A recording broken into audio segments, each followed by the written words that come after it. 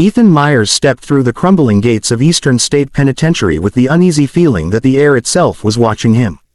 The towering stone walls, once meant to confine the living, now seemed to imprison only memories, dark, restless memories that lingered long after the prisoners were gone.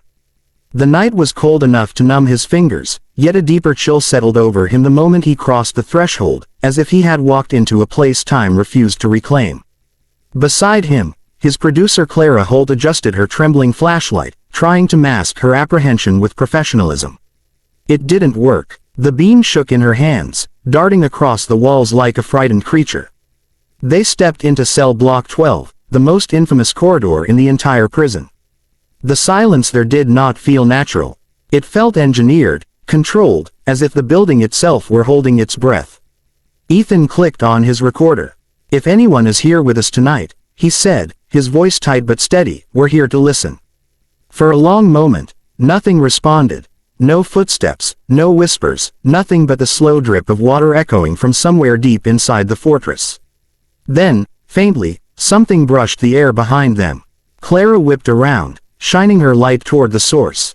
The corridor remained empty, yet both of them felt it, an unmistakable shift in pressure, like someone unseen had just stepped past.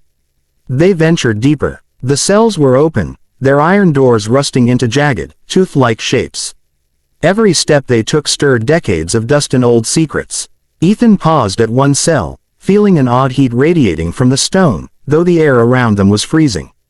"This place is wrong," Clara whispered.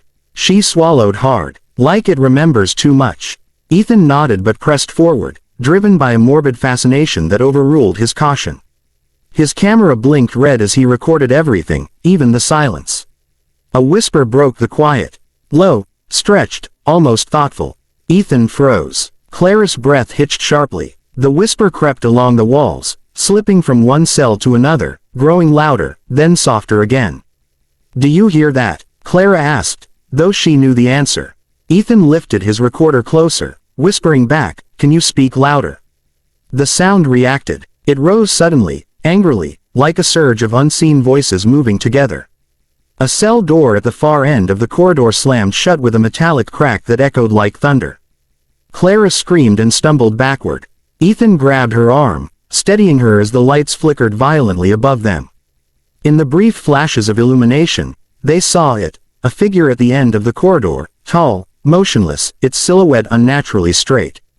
The lights flickered again. The figure disappeared. Ethan tried to convince himself it was a trick of the eyes, but he knew better. Something had been watching them. He and Clara backed away carefully, eyes fixed on the shadowy end of the hall. The whispers returned, louder this time, overlapping, like dozens of men murmuring from just behind the walls.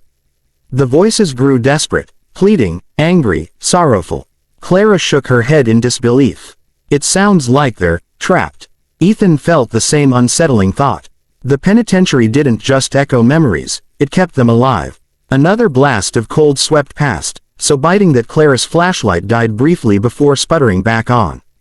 At that moment, Ethan became aware of something else, footsteps behind them, slow and dragging, as if someone were being pulled across the floor. He turned quickly, but no one was there. The footsteps stopped inches from where he stood.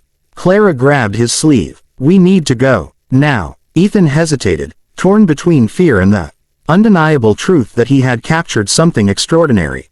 Then a final whisper slid past his ear, clearer than any before it, "Don't leave." That was enough. Ethan pulled Clara toward the exit, both of them moving faster than they intended. As they reached the archway, the whispers surged behind them like a wave of cold breath. Ethan dared a final glance back. A dark figure stood in the middle of the corridor, watching. Not moving, simply waiting. He stepped outside, and the whispers abruptly stopped. The silence outside felt like freedom. The Stanley Hotel in Colorado looked almost serene against the rolling storm clouds gathering over the mountains.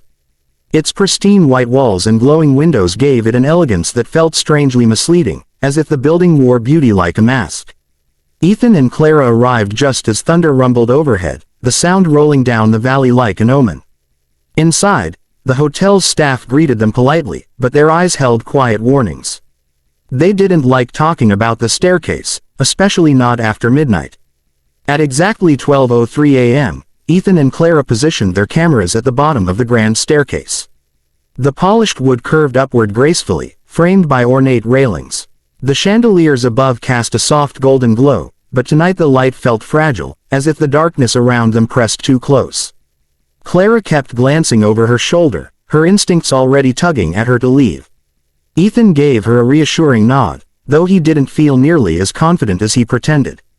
The first sound came softly, the faint patter of small feet from the upper floor. Running, pausing, running again. The pattern felt deliberate, purposeful. Clara stiffened. "That's a child," she whispered, her voice trembling. Ethan focused his camera on the landing, though he could barely keep his hands steady. The footsteps grew louder, circling near the railing above them, then stopping abruptly as if the unseen runner had realized they were being watched. Then came the humming. A woman's voice, soft and slow, drifting down like a lullaby from another era. The sound echoed beautifully and terribly through the empty hall.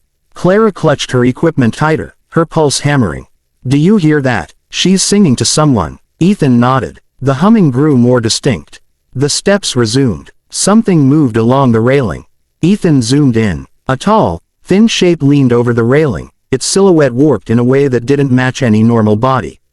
Its head tilted at an impossible angle, observing them with an intelligence he could feel but not understand.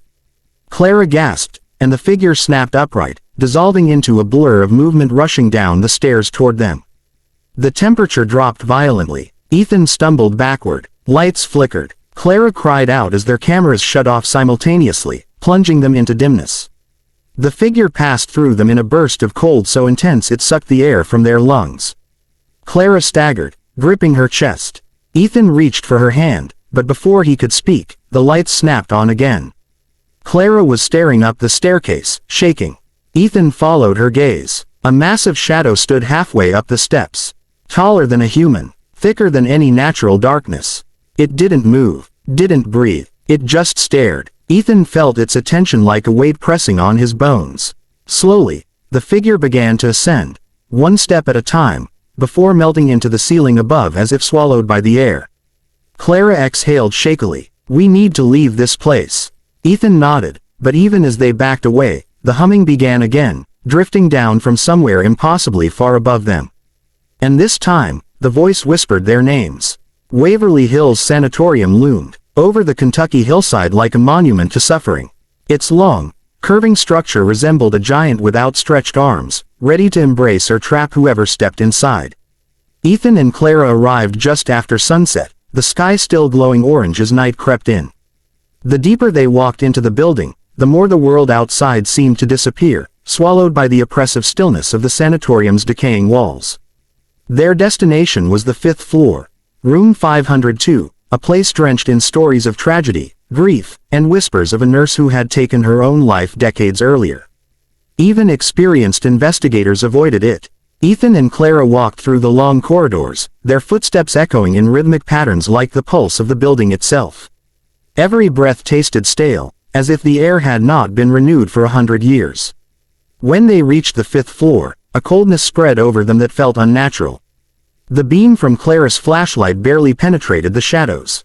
A faint bouncing sound echoed down the hall, a rubber ball hitting the floor over and over again, the timing slow and deliberate.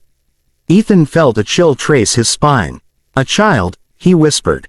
They followed the sound cautiously. At the far end of the hall stood a small figure. A girl of no more than 7, wearing a faded dress that fluttered despite the still air. She stared out the window.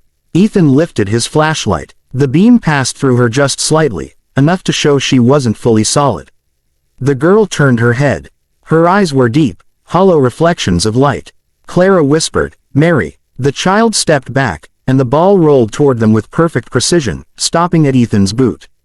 He bent to pick it up, but when he rose again, Mary was gone. The door to room 502 creaked open slowly, like an invitation.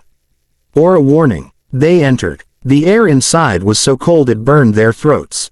Clara raised her camera, and in the cracked window's reflection, the girl stood behind her. Ethan's heart lurched. "Clara, don't move." She spun too fast. The child vanished, but her small handprint remained on the glass. Then the shadow came, long, crawling. sliding across the floor like a living darkness seeking to devour the light around it. It grew taller, rising slowly until it towered over them, no child now, but something older, twisted by the grief that had soaked into Waverly's walls for decades. The door slammed shut behind them, trapping them inside with the shadow. The room trembled as the temperature fell below freezing. Clara's breath came out in panicked bursts of fog. The shadow reached for them, its shape contorting like liquid darkness. Ethan grabbed her wrist, pulling her toward the door. Just as the shadow leaned closer, the door burst open as if pushed by an invisible force. They fled down the hall. Laughter echoed behind them, not malicious, but mournful. As they spilled out into the night, gasping for air, Clara looked back at the fifth-floor window. Mary stood there, hand pressed to the glass, waiting for them to return.